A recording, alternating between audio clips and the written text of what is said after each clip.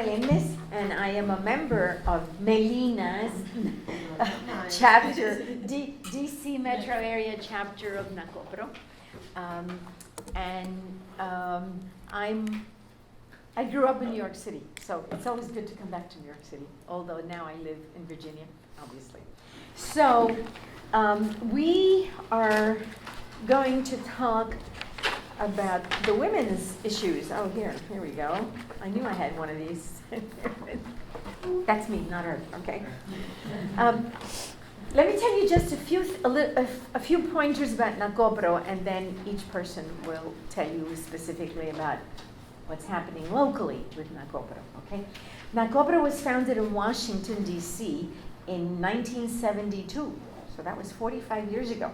I was a mere child, by a group of very atypical Puerto Rican women for that time. In 1972, Puerto Ricans in New York, primarily, most of them were in New York, at that time of the Great Migration. Most of them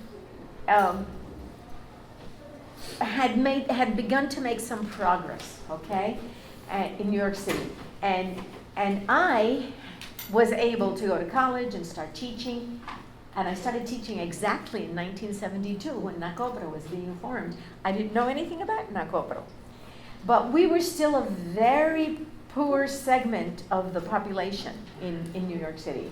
In 1972, we were beginning to get some Puerto Rican teachers because of bilingual education. Before that, it was almost impossible, right? I never saw a Latina teacher in my life until I went to teach in bilingual education. And that was also a time of foment and the formation of many Puerto Rican organizations were born about that time. The National Puerto Rican Forum, the National Puerto Rican something else, the Legal Defense and Education Fund, Aspira. Antonia Pantoja was one who was involved in almost all of those. She was such an incredible woman. So the women who founded NACOPRW were in Washington, however, were predominantly college-educated professionals in a variety of fields, and many worked for the federal government. Many went to Washington either to go to school, to college or graduate school, or because they had married men in the military in Puerto Rico and followed them to Washington. And so it was a very interesting collection of women. They identified their mission at that time as preserving our cultural and heritage rights, or something to that effect, okay? Even though they were very middle class and educated, they knew that they had to work to preserve their rights around the country. Because even women with law degrees and highly educated, if they were a little trigueñita, were looked down on, and Washington has known its share of that stuff, right? So other chapters were founded in other cities, and we will hear from them, from 3 of them today. And one of the things I think that helped NACOPRW to survive for 45 years now, although with many ups and downs and highs and lows, okay? We've had many periods of stress, but we're still here.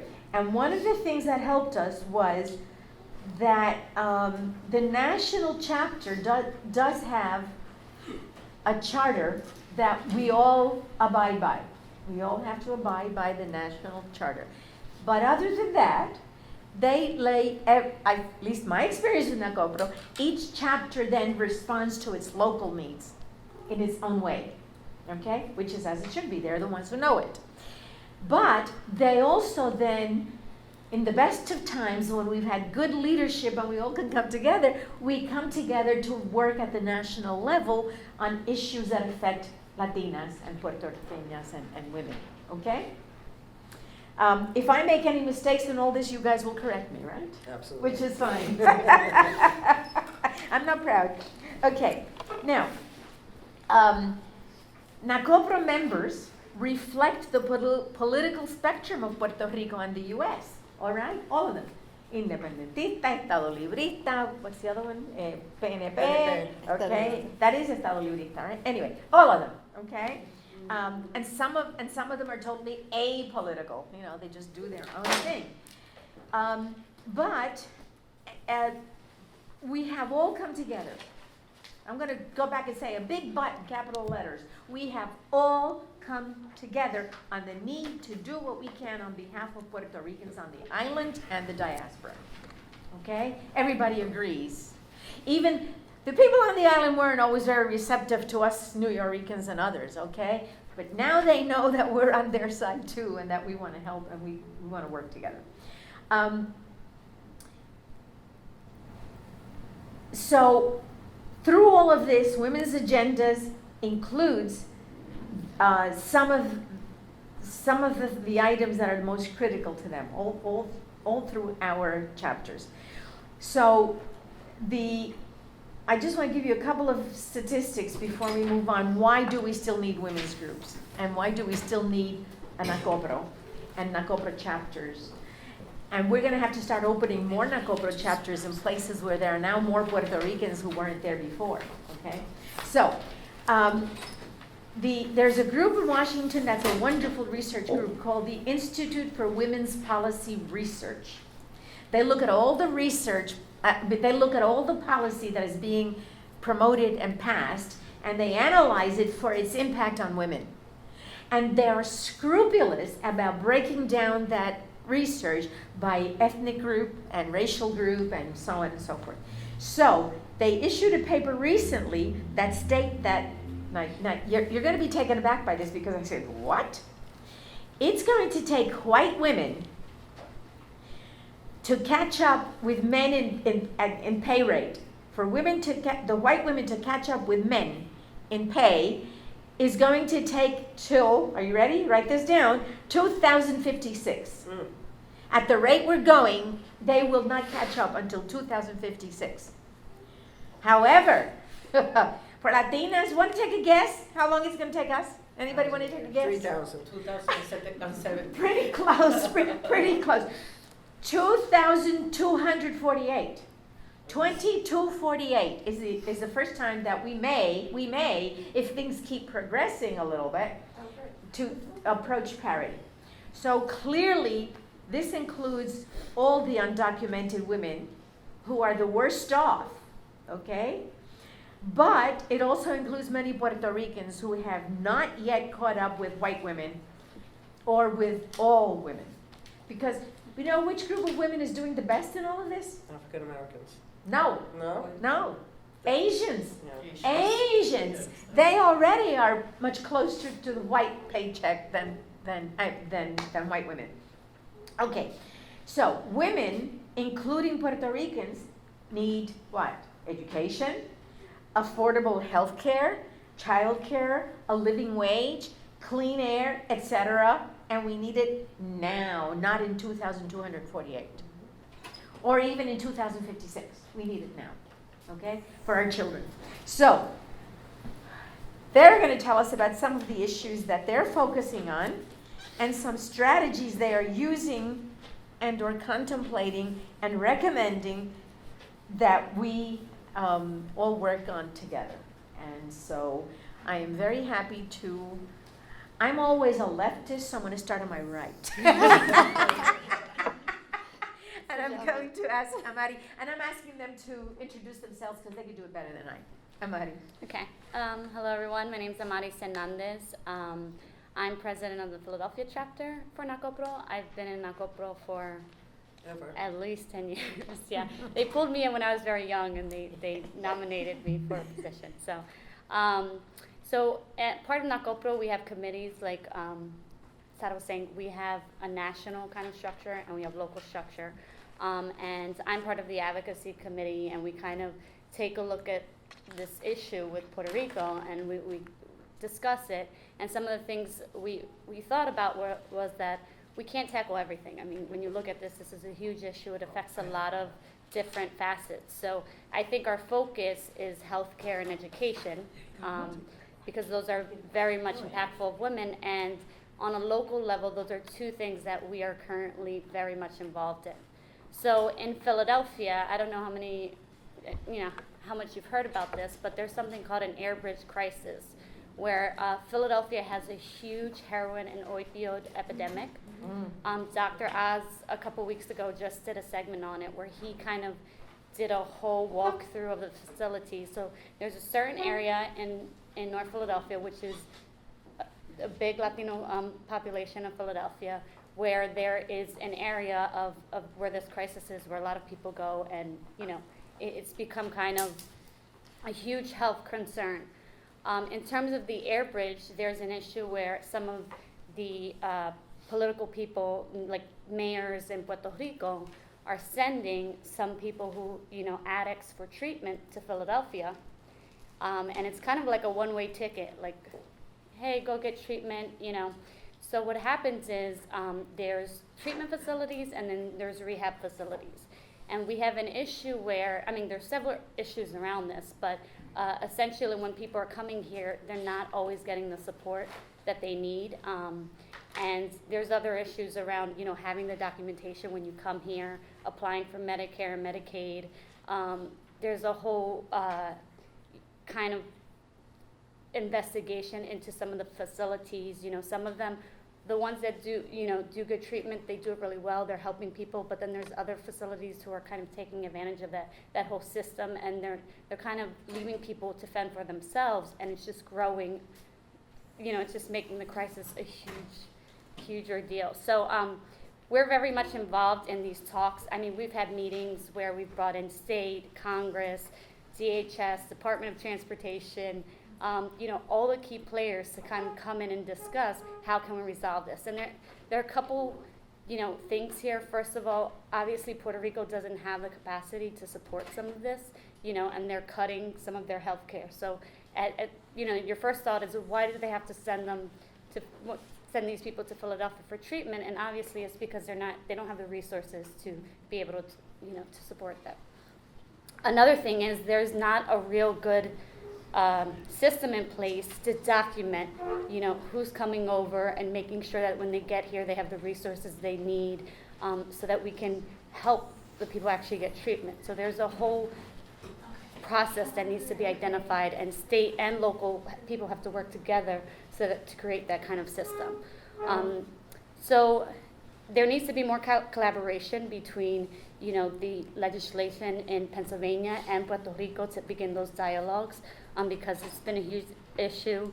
The Department of Transportation, they're working to make some of their documentation in terms of getting IDs and things like that bilingual, some of the forms, and they're hiring some staff right now that are bilingual that are going to be able to support some of the people coming into from Puerto Rico. And we've been doing hearings, so we have one of the members on the commission, Dr. Natalia Ortiz, she firsthand sees this as she works for Temple University Hospital, so she sees this whole issue. So we're trying to start now having hearings. We did one at City Council where we can start presenting these issues at a local level and a state level to start to bring awareness. There is funding out there. There's a grant that's about $20 million that we're trying to pursue, but although that sounds like a lot, we don't know if it's enough, either to help build a new facility or to kind of aid the facilities that are currently helping people. So in terms of healthcare, that's our biggest healthcare issue in Philadelphia. And then in terms of education, we are trying to, because a lot of people are migrating from Puerto Rico to Pennsylvania and to a lot of states, we're trying to work with state government for certifications for nurses and teachers so that it's easier for them when they come here, come to Pennsylvania, to get their credentials passed over to the state of Pennsylvania so they can begin to work and, work at their level, at their salaries that they're used to. So. And then a bilingual program. So Pennsylvania doesn't have a bilingual teacher certification or a bilingual standard kind of curriculum. Yeah.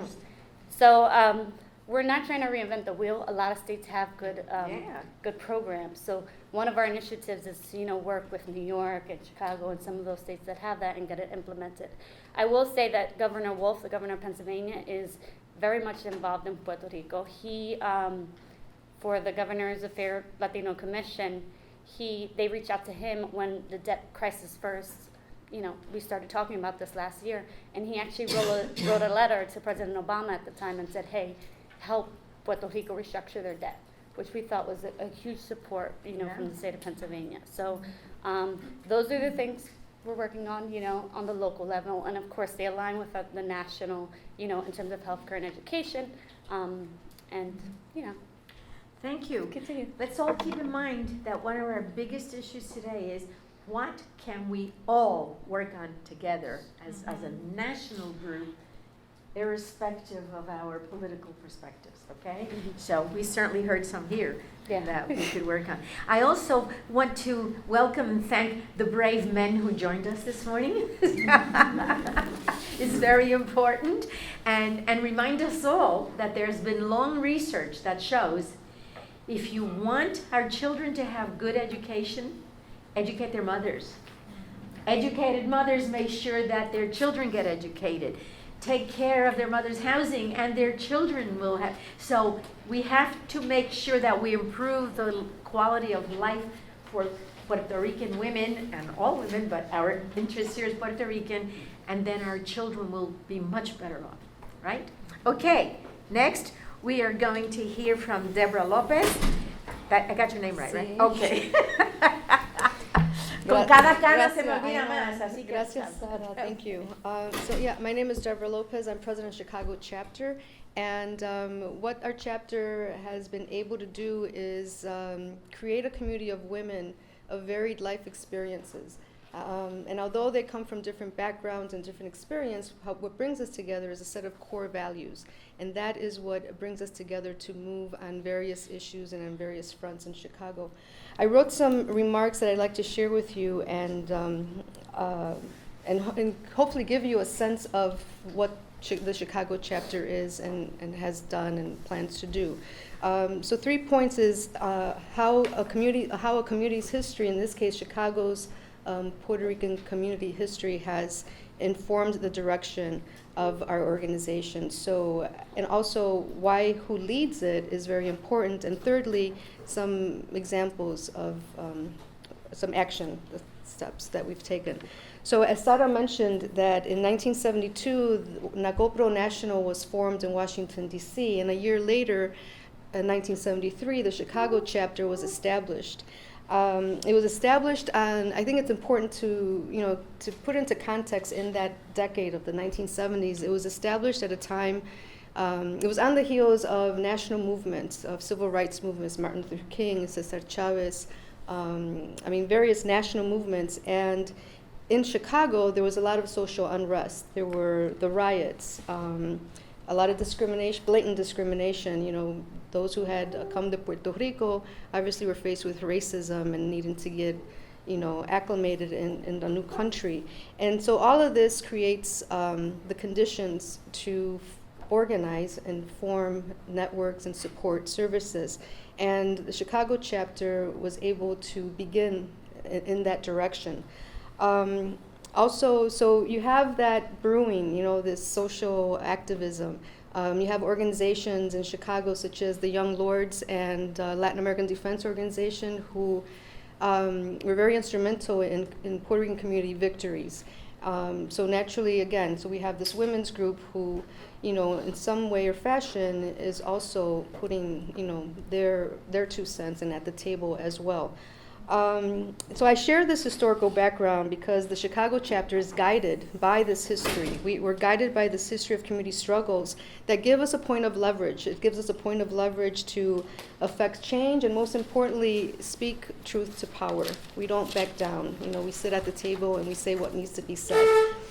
And for any organization to form a legacy, it's important to, on the leadership, naturally, right? So one of the things that, in my experience in doing all this volunteer work and being part of other organizations, volunteer organizations, is that, and I find it to be a challenge, is that when new leadership steps in, and another steps out, it's sometimes it's that transitional period where you can sometimes maybe lose momentum, or sometimes just completely have your goals and vision rewritten, and all that effort and organizing gets put on the shelf, and there's a refocus. So that becomes a challenge, and it's key to keep that in mind as one is organizing, because there's so much going on and so quickly that we don't focus on kind of our nuestra casa, at home, keeping things at home in order, and everyone clear, and who's on first, and being clear on our vision, our direction. So who leads is very, very important as we move forward, and otherwise the momentum can be easily lost.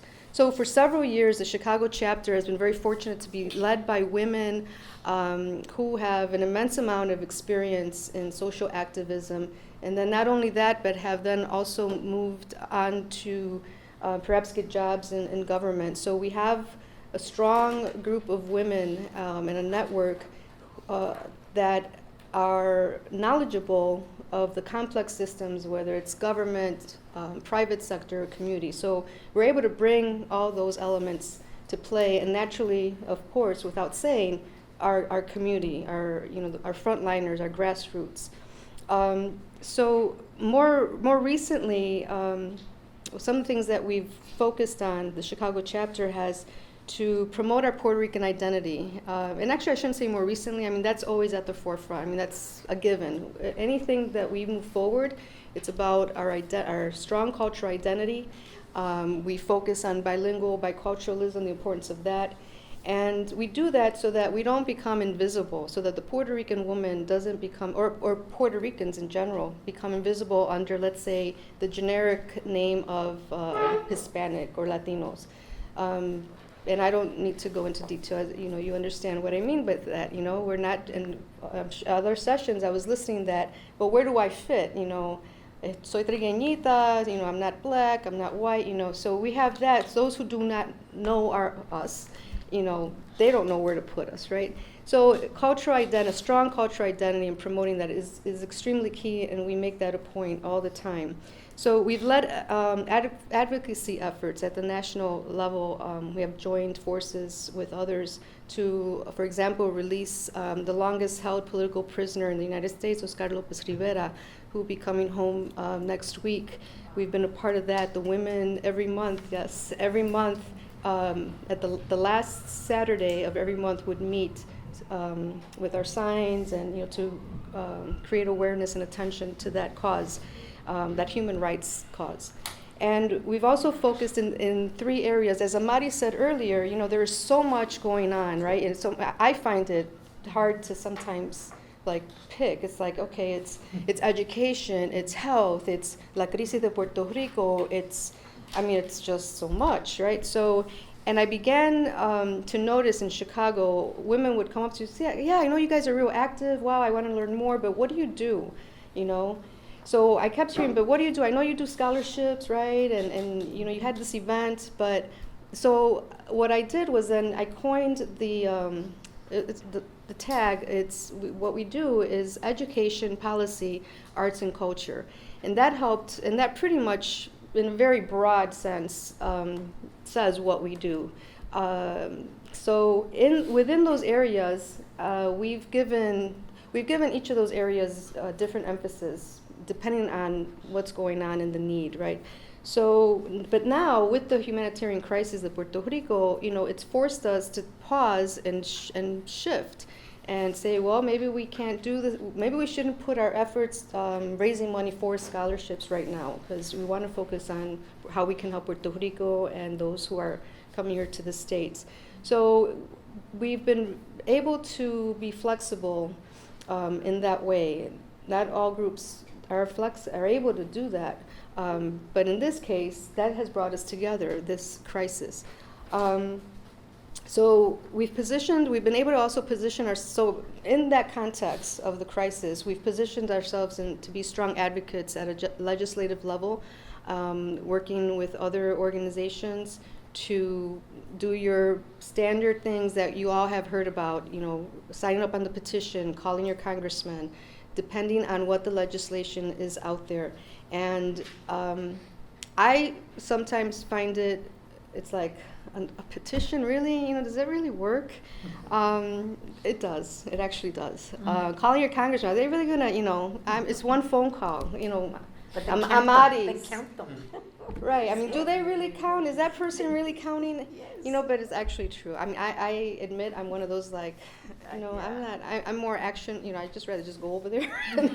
So, but yeah. So we have been able to lead those efforts in terms of advocacy at the legislative level, and also. We've been able to have discussions as terms of where do we focus in this huge crisis. As Amaris mentioned about health, that's huge. Education's huge. So I think one of the things that we will be joining others is health and education. Education in particular, and the way we like to phrase it is defending Puerto Rico's cultural patrimony, like the University of Puerto Rico, which is at the verge of closing. La Universidad de Puerto Rico, they've cut maybe $450,000 from their budget. Million. I'm sorry, yeah. I said thousand. Yeah, million. And so imagine that. The University of Puerto Rico at the verge of closing, it's not acceptable. And, we don't live there, but we certainly want to say presente however shape or form we can. And that's where we're going to find out how we can support them in that cause. So how are we planning to do this? We need to be very clear in our vision, very focused, and have a strategy, right? We hear this a lot, focus, strategies, and that takes different shapes or forms. And it all, and the shape and form it takes really depends on your existing organization or or the one that you belong to. NACOPRW is 100% volunteers. Yes. So it's very challenging because we have our full-time jobs.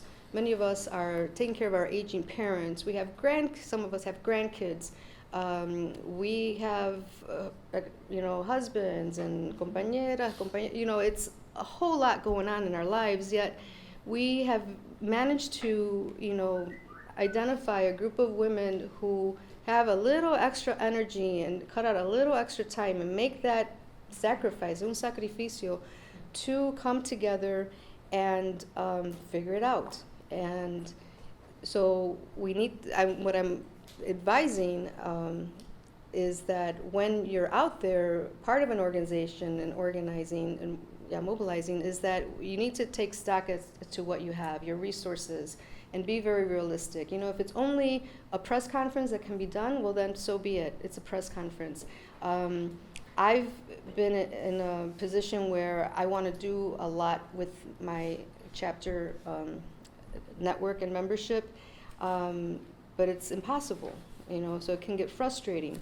But, I have to take a step back and say, what, Aida can give me an hour, Sara can give me 5, and let's just start there, and if I can't change, the world now, but we're going to do a press conference, and that's going to be very impactful, and really hone in on that press conference and do it very well and very professionally, and not spread ourselves thin, because then we're doing a lot and not really, really, really well and effective, probably.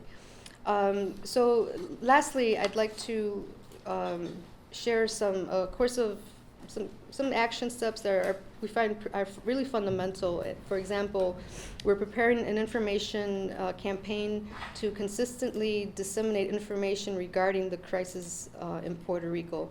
This is critical. We find it in Chicago for it to be critical because I've had conversations. People have come to me saying, "But Debbie, what are you guys really talking about?" Because I visited my family. And we went to Plaza Las Americas, and everyone's shopping. Yes. Everyone Yes. has a car. Yes. I don't see it. Where is Yeah. this happening? Yep. So there's that. So I was listening. I was hearing this a lot, and so there's this disconnect, at least in Chicago, from my perspective, in terms of this crisis.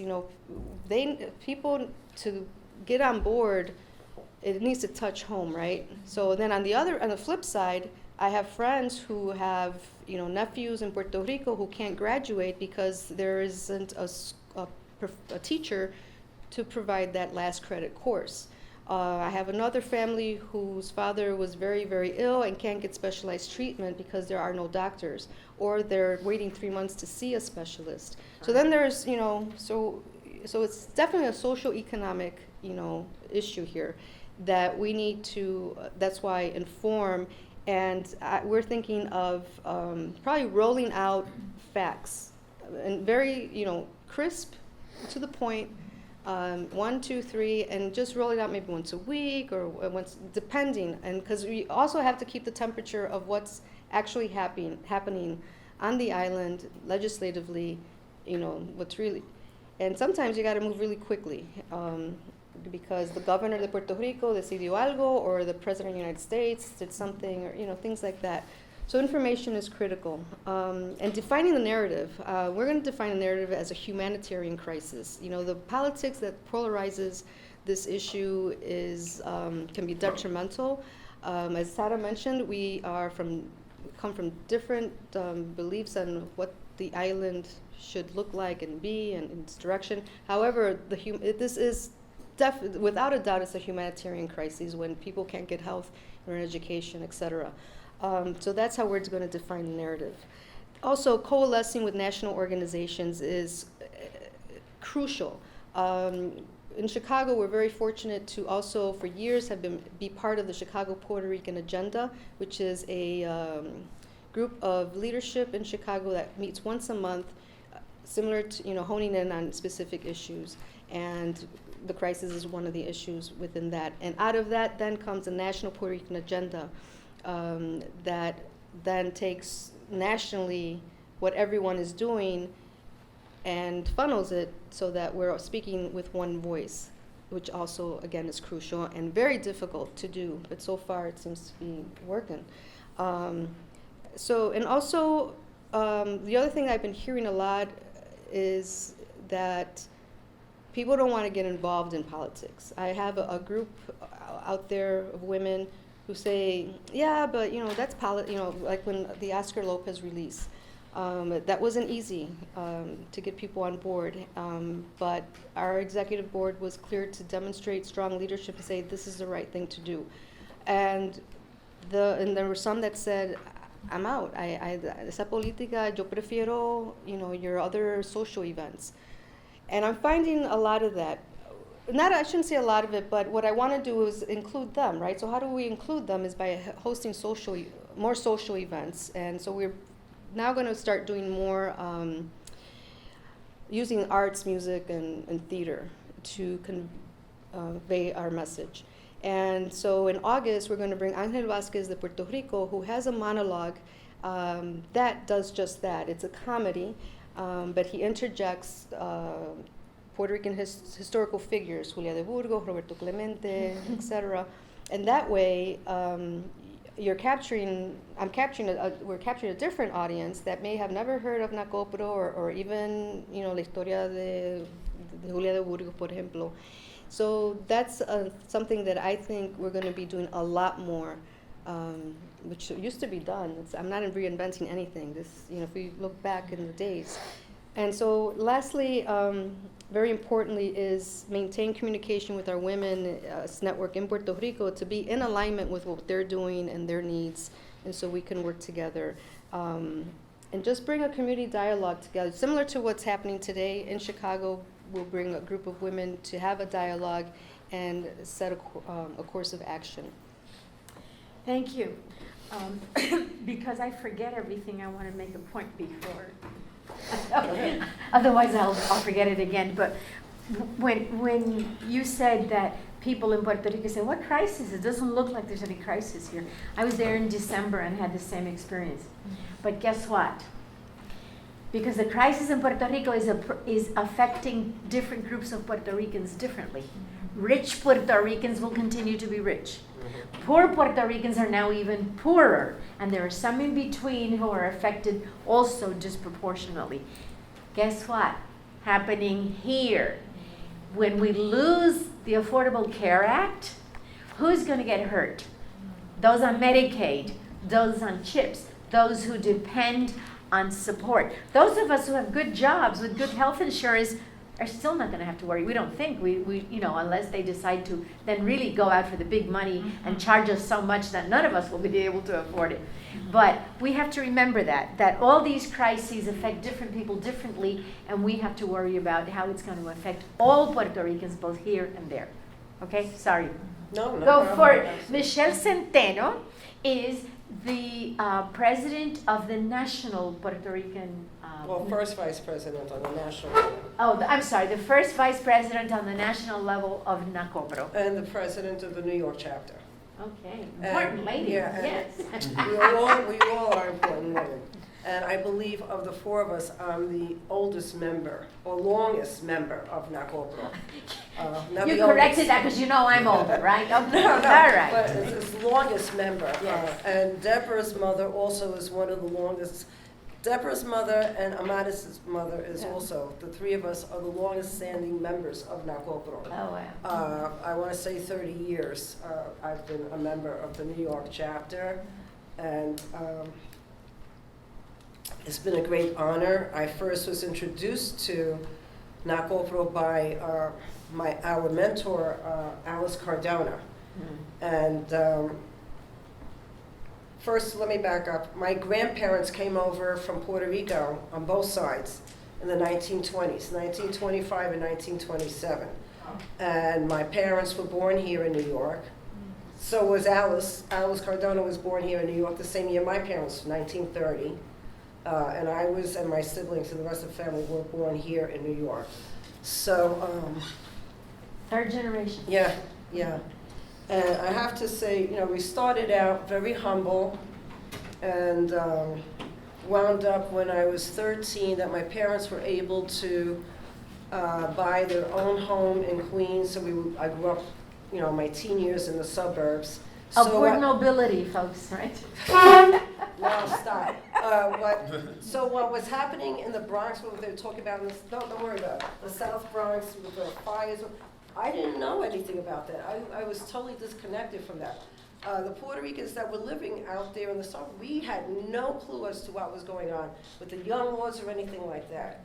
I first learned about that, the young laws and so on, when, I'm embarrassed to say, in my 40s. I'm now 64. So, you know, someone said to me that my introduction into NACOPRW reconnected me to my Puerto Rican roots. And I'm very proud and happy because I hated when people would learn or hear of, oh, Puerto Rican, and their nose would go up in the air. And I hated that because we are people to be respected as well. They always look at us as at the bottom of the barrel. And I'll never forget one time I overheard a different ethnic group say, Puerto Ricans they're always struggling, they're at the bottom of the barrel, always struggling like crabs, trying to get out of the barrel. I hated that. That annoyed me so much. Because I knew that we are professionals, educators, physicians, you know, politicians, and it was something that, you know, I said, I'm going to make certain, it's a challenge, to change their attitude about us, about who we are, and what we bring to the table, and especially to help us to be respected and recognized. And so persons like Alice Cardona, who was one of the pioneers, along with Antonio Pantoja and the others, Yolanda Sanchez, they were the ones who actually encouraged and mentored us to get educated and to consider pursuing a political field. It's because of them that we females here in New York and in the other states and in DC to advance ourselves. And so that's why for them, I continue to carry on the baton. We all do, to carry on the baton that they presented for us to enable us to be where we are and who we are. New York chapter has been around since '73, and we are part of the National Hispanic Leadership Agenda, is that what it's called? We are, NACOPRW on the national level is part of the NHLA. And so with the NHLA, we are instrumental in Sonia Sotomayor being appointed. And also with the thing, as Deborah mentioned about Oscar Lopez's getting released, we were part of that movement. So we are proud to be able to say a Puerto Rican organization that is a national, and we are the only female Puerto Rican organization that's national. We have chapters in not only New York, but Philadelphia, Washington, tri-state area of DC, Chicago, Northern Illinois, Miami. We recently just opened a chapter in Milwaukee, and we have a chapter in Southern California. We are about to open a chapter in New Jersey. I would love for Rhode Island and Connecticut to also consider opening a chapter, and we'll help you to formulate that as well, because it's very important to struggle for us Puerto Ricans, especially Latinas, but to be able to stand up and say presente and hold our heads up high and say, we are who we are, and stop looking down on us. I can't stand that. It makes me crazy. I worked for the government, New York City Comptroller. I worked for the state prior to that, and I'm proud to say my field is labor law. I do enforcement. So people who are working, especially in the public sector. So this building is considered public works. Any work that's being done here, the contractor who's awarded the contract is obligated to pay the worker. Say, for instance, this here is VC Tile. Believe it or not, VC Tile falls under the carpenter's trade. Do you know how much money they're getting paid an hour? Base rate and fringe benefit is $100 an hour to lay these tiles. Wow. Contractor is obligated to pay that worker that money per hour. Lots of times these contractors will hire workers who are ignorant of that, whether they are a citizen or not. They hire lots of undocumented workers. So in my capacity, we go after those contractors who are violating the terms of the contract. I'm proud to say that one of my investigations, it was a Croatian-owned family contractor who hired undocumented workers, 5 of them, from South America. It was 7. Of the 7, only 2 were willing to file a complaint. One wound up with $290,000 in underpayments that we got on his behalf, and the other one got $102,000. Whereas the other 5 refused to cooperate because they listened to the contractor that was exploiting them. And so because they listened to the contractor, they got nothing. But what this is the point, is what I'm saying is, like, other than health issues and so on, this is also of a concern to me. We have Puerto Ricans here who are exploited in the workforce. I collaborate with the New York State Department of Labor, with the U.S. Department of Labor. So if it's not my jurisdiction, we always collaborate together to help those people who are getting exploited. And whatever monies we get on their behalf all goes to those persons. We're not like lawyers who will take at least 33 1/3%. Usually it's about 40% of whatever monies we collect on their behalf. So this is also something that's very important that the community needs to be aware of, that those services are provided for free. We do academic scholarship awards every year but the criteria is that it must be a female of Puerto Rican descent. And originally it used to be $1,000, and we've upgraded it now to $1,500 a year, as long as she meets the criteria. We do mentorship, we do cultural events. And one of the things about the cultural events, as Deborah was saying, is that a lot of it that you hear cultural events, music is bomba plena. But you know what? Puerto Rico is more than bomba plena. We do have classical musicians that are Puerto Rican. And so one, in fact, that I like, in case those of you do not are aware, música de cámara. Mm-hmm. And música de cámara is Eva de la O, who happens to be a long-standing member of NACOPRW también. And so we like to promote and invite people to go and learn. Yeah, we Puerto Ricans are in the classical field también. So that when we do our events, our annual scholarship awards dinners, usually during the cocktail hour, I will have someone from her group who is of Puerto Rican descent perform during the cocktail hour to show people that there's other music other than bomba plena. Don't get me wrong, I love bomba plena, but I want to show that other side of our field. Also to promote our artisans. Michelle? Yes. May I ask you something? All of this is wonderful stuff, and that's done by your New York chapter. Right. Has the national chapter, in your conversations, have they begun discussing what role they want to play in this national Puerto Rican agenda? Yes, they have. It's about advocacy on behalf of the women nationally in Puerto Rico, the diaspora that's going on in Puerto Rico, and throughout the United States nationally, and also the economic decline that's going on. Go ahead, Deborah. Yeah, and I could also add to what Michelle has said is, and Amaris is also part of the committee. So NACOPRW National has a committee on Puerto Rico. So, you know, we've shared with you what we've done at a local level. However, as I mentioned earlier, that it's so important to move with one voice, and that's why coalescing is crucial, coalescing with national organizations that we've mentioned earlier. So in that context, the National Council of Puerto Rican Women has a committee on Puerto Rico which guides the local chapters. And what they've done is, the committee is propose that we, propose a strategy. But before that, and actually I want to share that, and I have some notes here, that one of the things that NACOPRW can do is NACOPRW can position, national, I'm talking, NACOPRW can position itself from engagement to empowerment by leveraging our influence and advocating for policies that can help the economy of Puerto Rico. Committee members believe that we can do this and focus on those areas that impact women the most, in areas such as healthcare and education.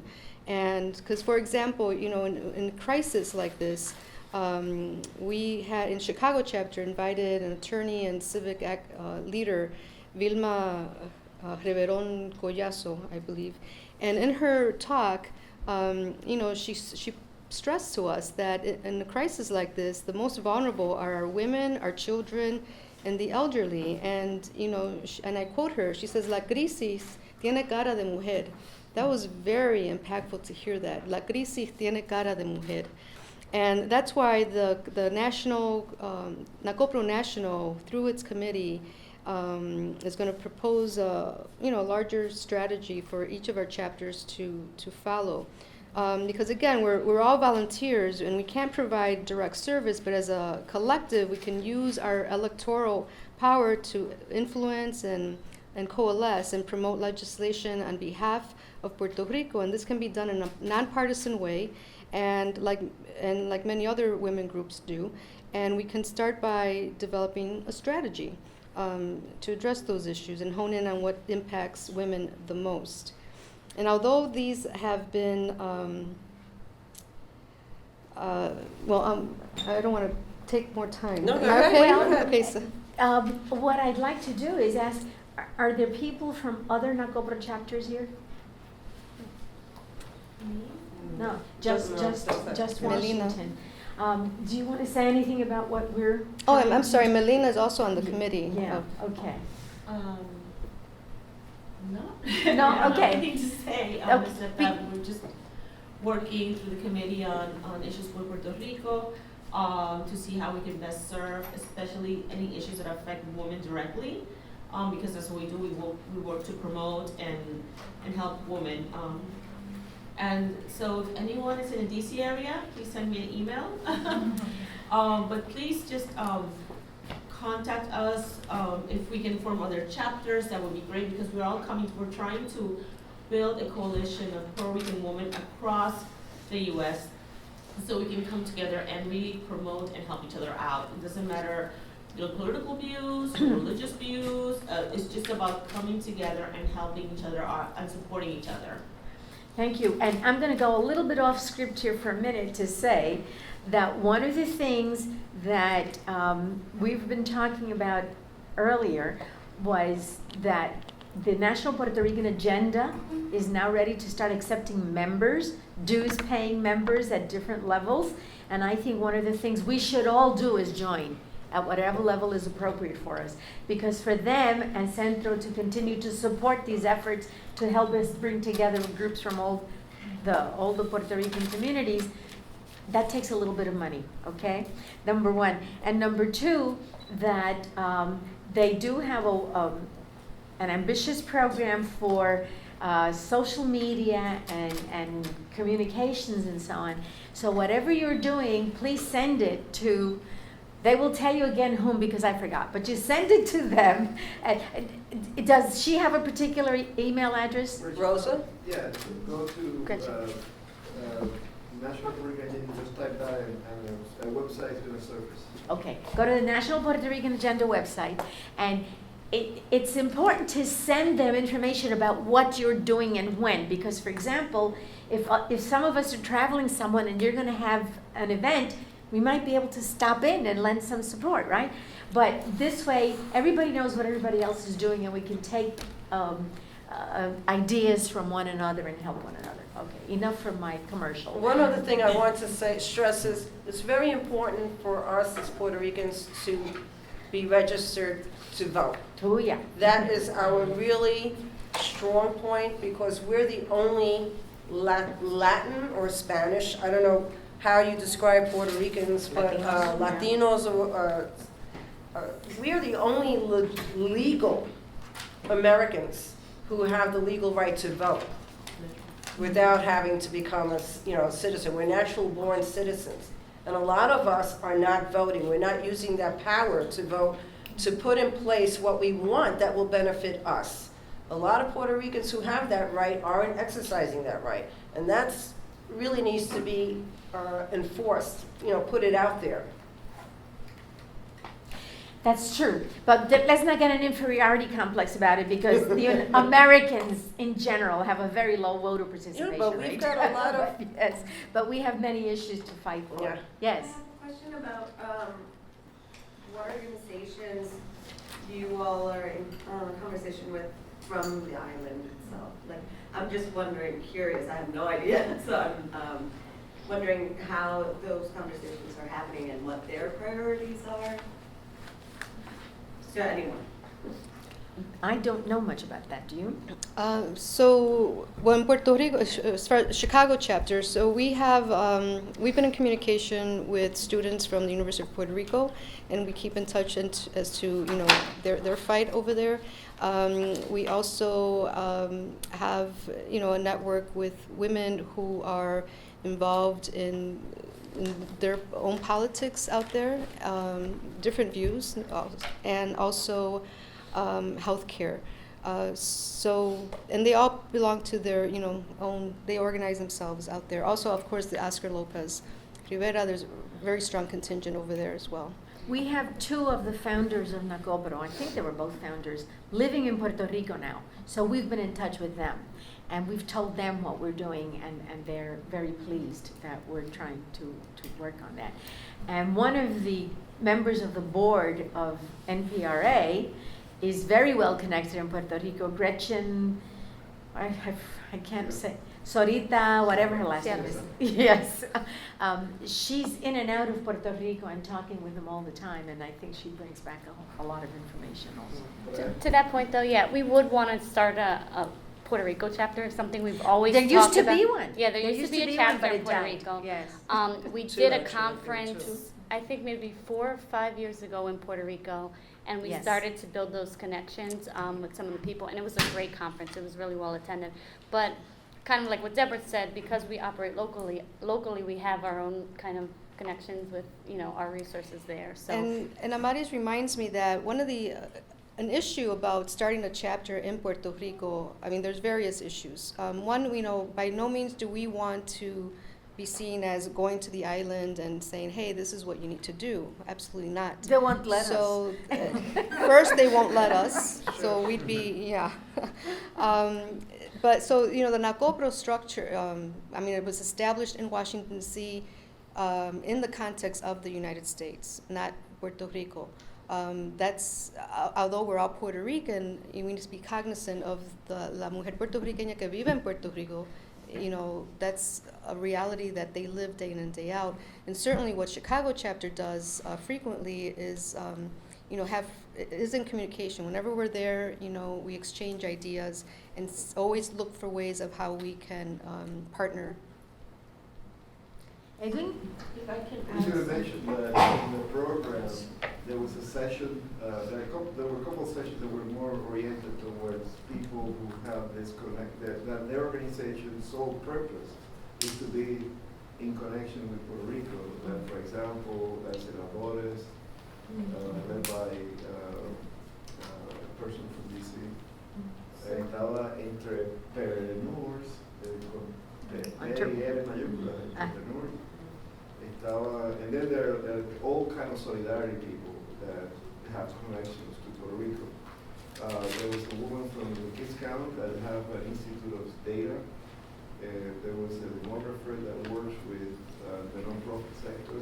So in the program, by the way, we're going to put all that into a directory, so if you want to have direct contact with any one of the people from this conference and the prior one, because they're being a little bit of rotation. Last year we have Amaris, who's the founder of some kind of education, alternative education. They have like charter school, but they don't call it like that in Puerto Rico. Whatever. So Heriberto Martinez from the Coalición de la Salud, se llama Unidos por la Salud. They're at the forefront of that. They represent all the 16 denominations that have a structure with the bishops and stuff. They have that coalition for health. So if you look at the program, we've been careful to incorporate what you're not going to see. I can guarantee you that. Our elected officials from Puerto Rico. We have plenty of people from the state, but we decided not to invite elected officials from Puerto Rico. Ask me why later. Or union representative. We have union representatives from the states. But the rest of the program, they have a lot of people that have either are from Puerto Rico or are solely, their mission is solidarity now because of the crisis and so forth. So we were careful to structure the program so that it's a civic sector to civic sector and kind of put the politicians in a segment. And, anyway, let me just stop there. So I wanted to add, in Washington, D.C., in the NACOPRW chapter in the D.C. metro area, what we do is that we actually partner with other organizations that have some sort of programming or channel into Puerto Rico. For instance, I've worked with Senadores on some of their projects. We also sponsor or work with and promote events from Friends of Puerto Rico.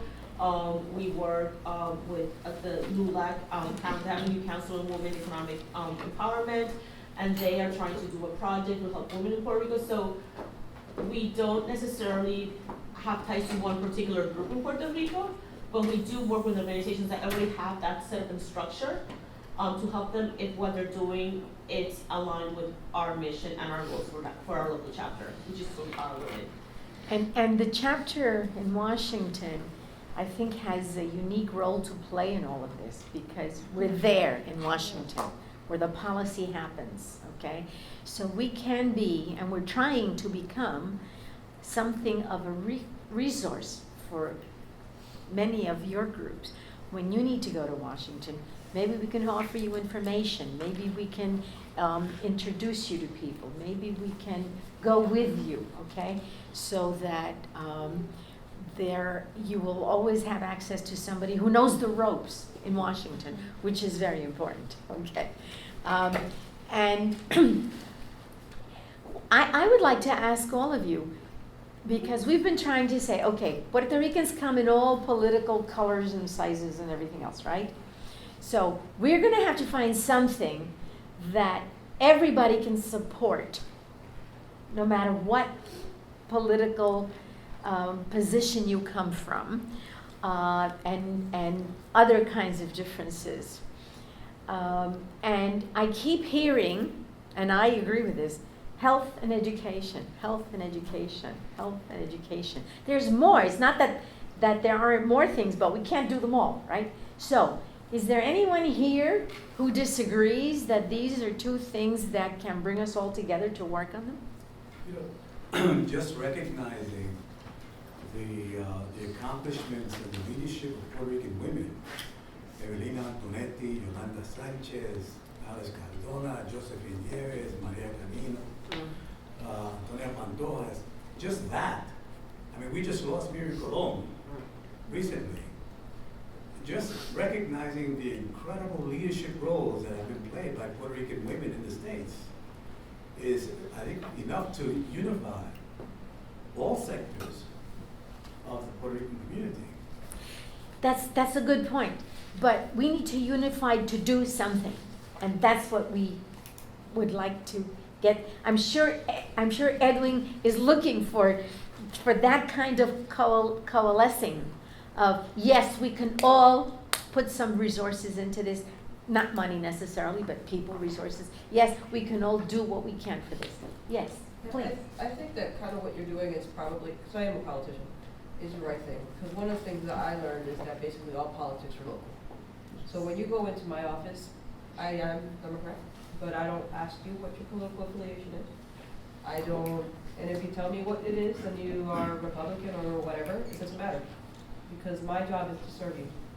And my job is to know my community and to be able to provide services that my community needs. So it doesn't matter, that doesn't matter to me, what you are. I mean, if anything, I want you to vote for me regardless.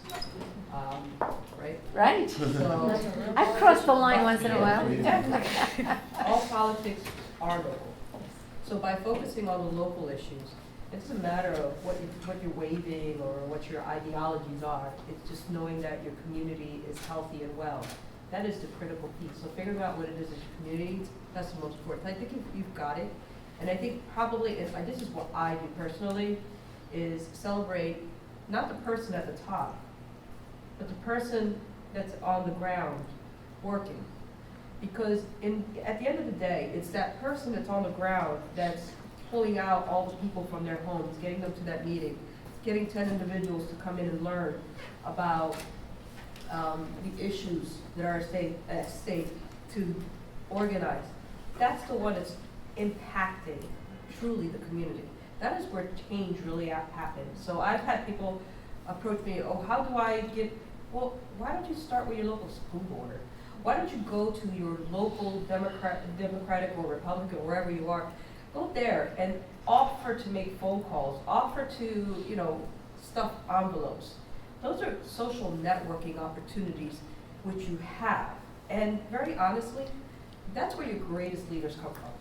Because those are the ones who make the difference. The only reason I can do what I can do is because there are lots of people doing that around me. If they didn't do that, I would just be in my home. I'd go to work during the day as an educator and go home. I wouldn't be sitting in office. It's those people that make a change. So celebrating everyone who works locally, focusing on those local issues, I think that's important, and that's critical. Anybody else? Yes. Hi, I'm Nilsa. I will say we speak about education and we speak about health. For me, the whole piece about financial literacy, that's how I call it, is very important. Financial literacy. Yes, that women know about personal finance. Yes. How to put a budget together. Yeah. Okay, if they want to start a business, where to start a business, so the whole piece about entrepreneurship is very important. The whole idea of connecting with others that can support them into growing their businesses or creating something different. And when I mean business, I don't necessarily mean business and entrepreneurship as creating a business. For me, creating a non-for-profit is being entrepreneur. Creating an organization or creating workshops to teach public speaking to kids or how to write in a public school, for me that is being entrepreneurial also. So that is a piece that I feel that is lacking. You just sparked something for me. Have we done anything about communicating with our children about what's happening in Puerto Rico and what we're trying to work on? It Yes. makes me think of, it's bouncing. So something in my mind that I've been brainstorming for years is changing the curriculum for children, like who are in, for example, pre-K or kindergarten. We learn our ABCs and we learn other fundamental aspects of socializing, but during the first 6 years of childhood is when we're actually absorbing the most and we're like the most intelligent. So you can teach you can put a child in an environment that they've never been in, and they can learn it like that. the language, the culture. So I think changing the curriculum of children's education is a fundamental aspect of it. Yeah.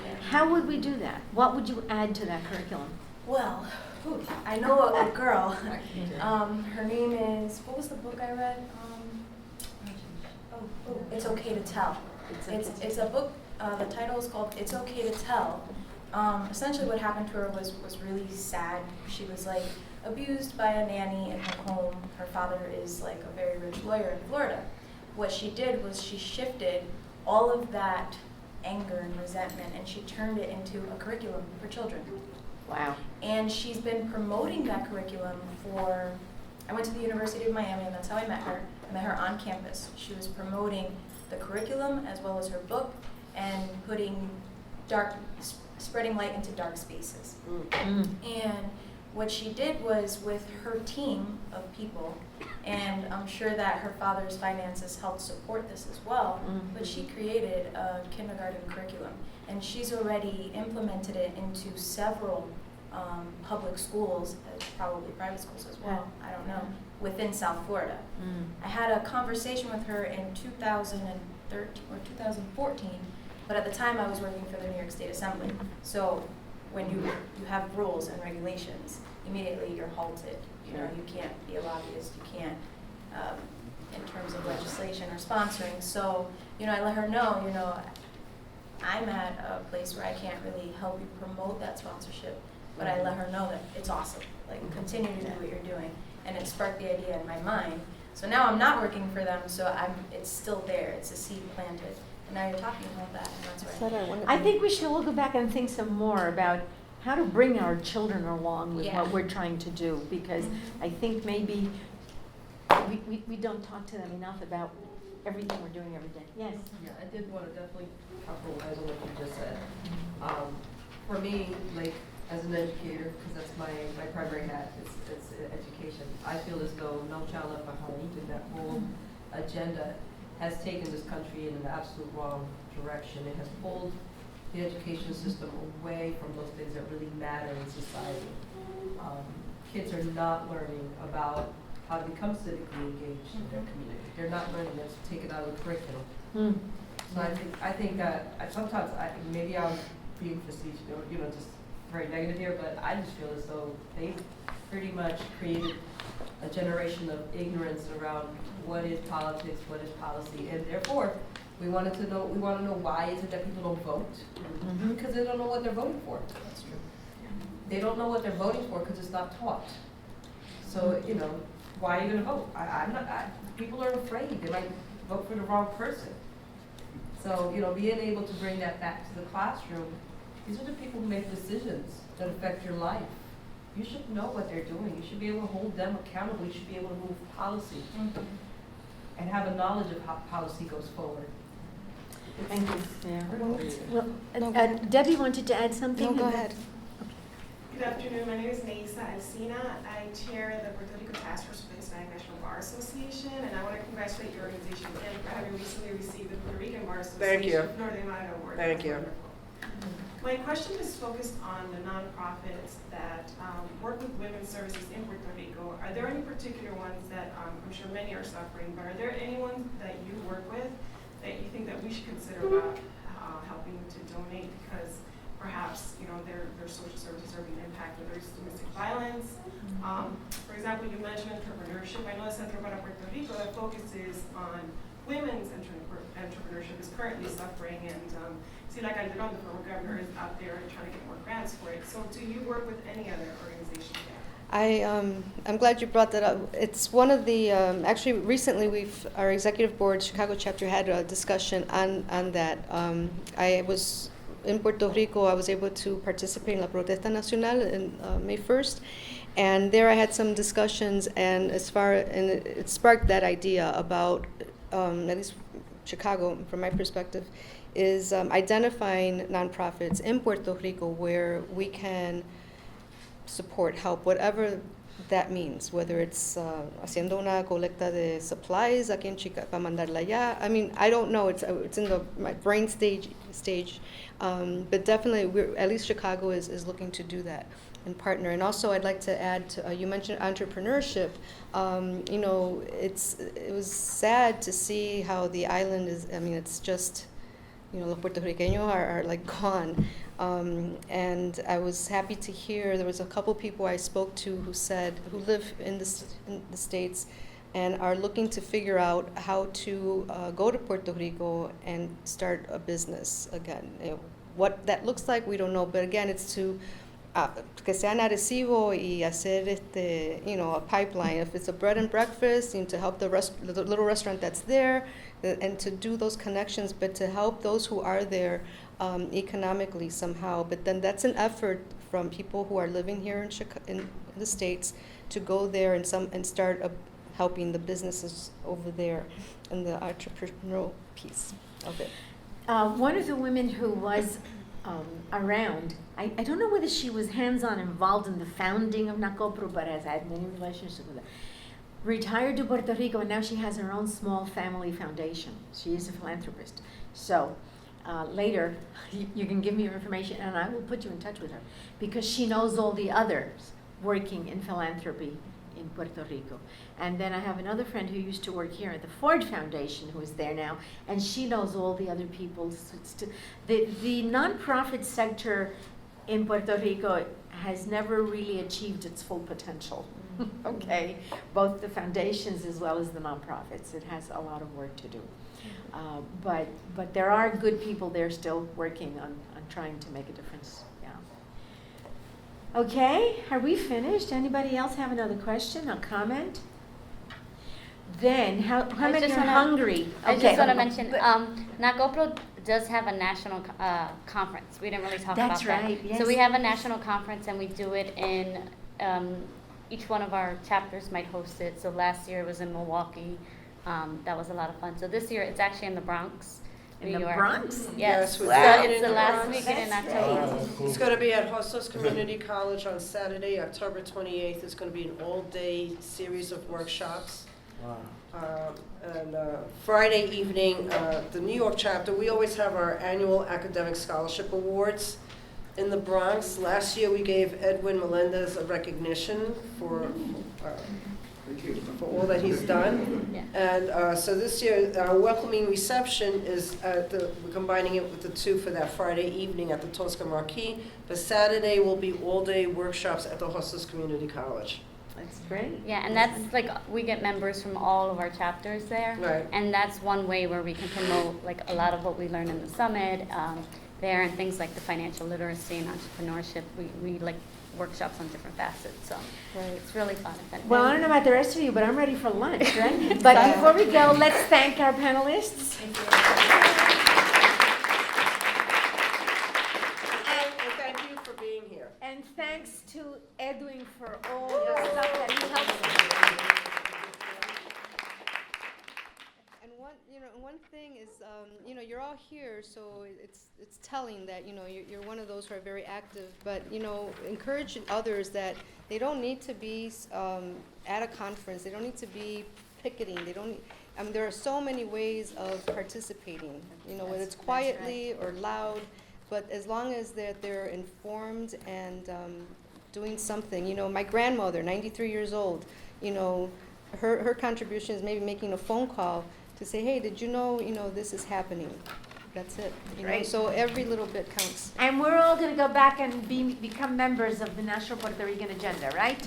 Yes? Okay. And NACOPRW. Thank you. And NACOPRW, yes, I'm sorry. Yes, Sara. I'm sorry. I can only think of one thing at a time.